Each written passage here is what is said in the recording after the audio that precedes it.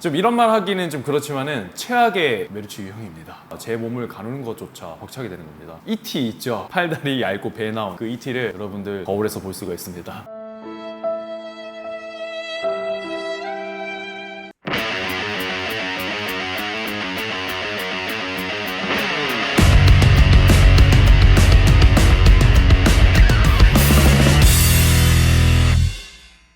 오늘은 어떤 영상 촬영하나요? 이거 뭐야? 마른 비만? 마른 비만? 마른 비만에 대해서 해결을 해주셨으면 합니다. 마른 비만 메로치 분들이 평범한 메로치 분들에 비해서 굉장히 위험하다던데 왜 그런가요?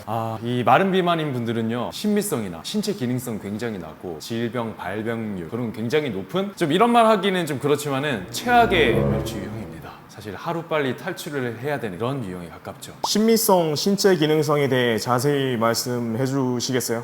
그러니까 팔, 다리는 가는데 배가 막 나오잖아요. 그러니까 심미적으로도 좋아 보이지 않고 그냥 깡 마른 사람이랑 마른 비만인 사람이랑 옷핏만 비교해 보더라도 정말 많이 차이가 나죠. 그리고 신체 기능성도 굉장히 떨어지는데 일반적인 비만인들은 보통이나 보통 이상의 근육량을 가지고 있기 때문에 비만이라도 큰 문제가 없을 수 있어요. 그런데 마른 비만인 경우에는 굉장히 적은 근육량의 지방이 과하게 쌓여 있으니까 제 몸을 가누는 것조차 벅차게 되는 겁니다. 심폐지구력도 떨어지고 이산수소 능력, 무산소소 능력 모두 현저하게 떨어지게 되는 거죠. 질병 발병률도 높다던데 이건 왜 그런가요? 신체 기능성이 떨어지는 것과 같은 원인인데 근육량이 적은 사람이 체지방률이 높으면 당연히 당뇨 같은 성인병에 취약할 수밖에 없습니다. 그래서 마른 비만이 마른 당뇨를 걸린다고 말하잖아요. 그리고 일반적인 비만인들보다는 체중이 적게 나가기 때문에 본인이 건강에 위험하다고 스스로 인지를 잘 못해요. 나는 왜소하니까 많이 먹고 운동하지 말아야 돼, 이런 잘못된 생각을 하는 사람들이 굉장히 많아요. 그러다 보면은 없던 근육들은 점점 줄어들고 우리가 안 좋은 음식만 계속 많이 먹고 건강이 점점 나빠지게 되는 거죠. 근데 마른 사람들은 사실 살이 안 쪄서 고민인 거잖아요. 그럼 마른 비만인 사람들은 사실 원래 마른 사람이 아닌 거 아닐까요? 좋은 예가 될 수 있을지 모르겠는데 강여궁 선생님 있죠? 대통령? 강여궁 선생님 이런 말을 했죠. 세상에 나쁜 개는 없다고. 자, 그런 것처럼 세상에 살 안 찌는 마른 사람은 없습니다. 누구든 쪄요. 그 원인과 시점이 사람마다 다를 뿐이죠. 그럼 그냥 마른 사람도 마른 비만이 될 수 있다는 거네요. 마른 비만인 사람들은 왜 갑자기 그렇게 변한 거죠? 당연하죠. 저도 마른 비만 있었고 메르치 양식장 수강생의 약 20에서 30% 이상이 마른 비만인데요. 그분들도 태초부터 사실상 마른 비만은 아니었으니까요. 그 정도로 맞나요? 왜 마른 사람들이 마른 비만으로 변하는 걸까요? 제가 메르치 분들을 이걸 수백 명 이렇게 만나다 보니까 데이터가 참 많이 쌓였어요. 많은 사람들이 마른 비만이 되는 원인 3가지, 그리고 마른 비만이 되는 시기가 3가지가 있습니다. 아직 마른 비만이지 않은 메르치 분들 분명히 있을 겁니다. 이거 꼭 유념하셔야 돼요. 안 그러면은 ET 있죠? 팔다리 얇고 배 나온 그 ET를 여러분들 거울에서 볼 수가 있습니다. 일단 마른 비만이 되는 원인은 바뀐 식습관, 운동의 부재, 남성 호르몬의 감소, 이 3가지가 복합적으로 이루어집니다. 아까 말씀드린 것처럼 살 안 찌는 마른 사람은 절대 없어요. 내 몸이 필요한 에너지보다 더 먹는다면 무조건 늘어납니다. 마른 사람들은 이 절대치보다 덜 먹거나 딱 맞게 먹기 때문에 살이 안 찌는 건데, 어떠한 이유로 인해서 내가 한 끼를 더 먹는다던가 음주 같은 걸 하게 되면서 식습관이 바뀌게 되면은 추가적으로 섭취되는 칼로리가 조금씩 높아지다 보니까 나도 모르게 살이 찌게 됩니다. 그런데 이때 운동을 안 하게 되면은 늘어나는 체중의 완전히 100%가 모두 지방이 되는 거죠. 그리고 설상가상으로 20대 후반이 넘어가게 되잖아요. 그러면 근육량의 원천인 그 남성 호르몬 테스토스테론 있죠? 그 수치가 점점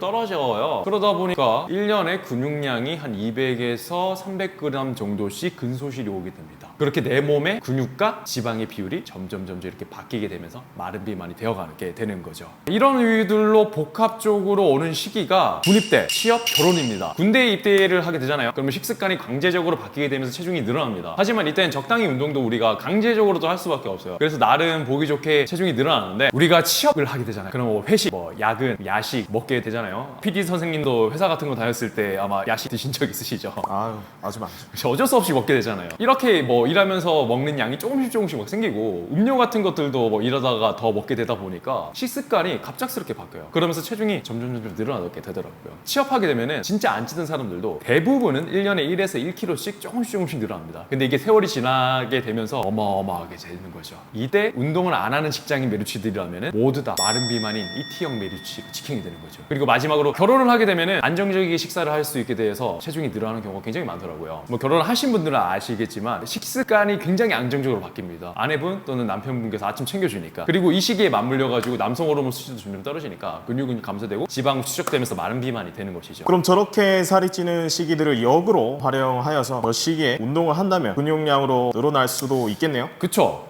저렇게 식습관이 큰 변화가 생기는 뭐 군입대, 취업, 뭐 결혼 같은 시기에 여러분들이 웨이트 트레이닝만 잘 해주신다면은 늘어나는 체중이 지방이 아니라 근육량으로 체중이 늘어날 수가 있겠죠. 집필하신 책을 한번 제가 읽어보니까 마른 비만들도 유형이 나뉜다고 하더라고요. 근육형 마른 비만, 저근육형 마른 비만 식으로 어떻게 나눈 거죠? 이거는 BMI랑 그 체지방률로 유형이 나눠집니다. 자, 여기 이 표를 보시면요. C3 타입, B3 타입, A3 타입 이 모두 마른 비만인데요. 이 중에서 가장 심각한 거는 C3 타입입니다. 이 중에서 가장 영한 거는 A3 타입입니다. 이거 자세히 구하는 방법은 오른쪽 상단 링크를 참고해 주시고요. C3 타입 같은 경우에는 저근육형이 마른 비만이고 A3 타입은 근육형이 마른 비만입니다. B3는 평범한 마른 비만이고요. 뭐 예를 들어서 키가 170cm인데 체지방률이 20%가 넘는 마른 비만이라고 하더라도 C3는 뭐 48kg 이하일 거고요. A3는 60kg 이상인 이렇게 체급과 근육량 차이가 꽤 많이 납니다. 이렇게 마른 비만이라고 하더라도 범주가 굉장히 커요. 마른 비만이라고 하더라도 다 같은 메루치가 아니란 거죠. 유형이 있다는 건 그럼 저 유형별로 마른 비만 탈출법이 다르다는 뜻이겠네요. 그쵸. 사실 이 영상에서 다 말씀드리기에는 굉장히 길어질 것 같아서